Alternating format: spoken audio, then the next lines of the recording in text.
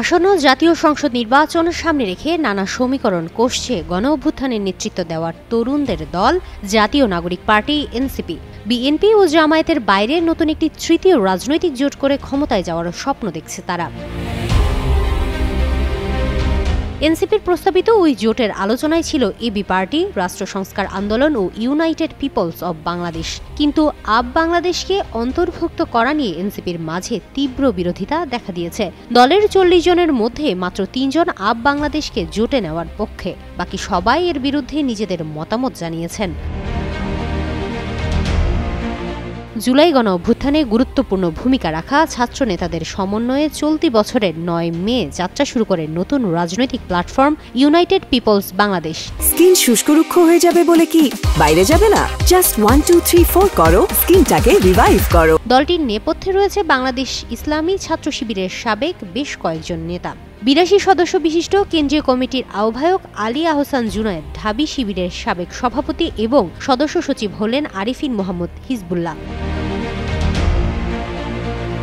এদিকে জোটে অন্তর্ভুক্ত করার জন্য জাতীয় সমাজতান্ত্রিক দল ও গণ অধিকার পরিষদের সঙ্গেও আলোচনা হয়েছে দলগুলোর। বৃহস্পতিবার রাজধানীর শহীদ আবু সাইদ কনভেনশনে ও গণতান্ত্রিক সংস্কার জোট নামে নতুন জোটের আত্মপ্রকাশের সিদ্ধান্ত প্রায় চূড়ান্ত ছিল। তবে নানা মতপার্থক্যের কারণে শেষ মুহূর্তে তা স্থগিত করা হয়েছে। আর এই মতপার্থক্যের কারণে আত্মপ্রকাশের আগেই নতুন এই জোট গঠনের উদ্যোগ শেষ পর্যন্ত ভেস্তে যেতে পারে বলেও সংশ্লিষ্টরা জানিয়েছেন।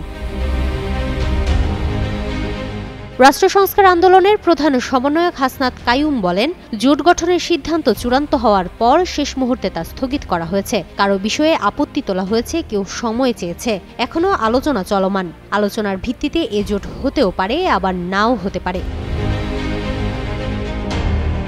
এবি পার্টির সহদপ্তর সম্পাদক মশিউর রহমান মিলু বলেন, হঠাৎ করে মাঝরাতে এটি স্থগিত হয়েছে। আমাদের শরিক যারা, তাদের ভেতরে ডিসকাশনের কিছু বিষয় আছে। এনসিপির অনেক জুনিয়র নেতা আছে, বোঝার জায়গা আছে। এ জায়গা থেকে আমরা একটু দেরি করছি। সংশ্লিষ্ট সূত্র জানিয়েছে, এনসিপি সহ 4 দলের এই জোটে গণ অধিকার পরিষদকে রাখা নিয়েও আলোচনা হয়। এনসিপি ও গণ অধিকারের মধ্যে রুদ্ধদ্বার বৈঠকও হয়। তবে গণ অধিকার পরিষদের নেতারা এ জোটের বিষয়ে কোনো সিদ্ধান্ত জানাননি। দলটির বড় অংশ নির্বাচনও বিএনপির সঙ্গেই থাকতে চায়। সব মিলিয়ে নতুন জোটে গণ অধিকারের থাকাটাও অনিশ্চিত। বৈঠকে এই বিষয়ে সিদ্ধান্ত জানাতে সময় চেয়েছে তারা। গণ অধিকার পরিষদের সাধারণ সম্পাদক রাশেদ খান বলেন, আমরা যেহেতু বিএনপির সঙ্গে দীর্ঘদিন যুগপৎ আন্দোলন করেছি এবং নির্বাচনী জোটের বিষয়েও আলোচনা আছে, সেহেতু হঠাৎ করে নতুন একটা জোটভুক্ত হলে প্রশ্ন তৈরি হবে। আমরা বলছি এটা আলোচনা সাপেক্ষ বিষয়। বিভিন্ন ফোরামে আলোচনার পর আমরা মতামত জানাবো। হিমাতুল জান্নাত, যুগান্তর নিউজ।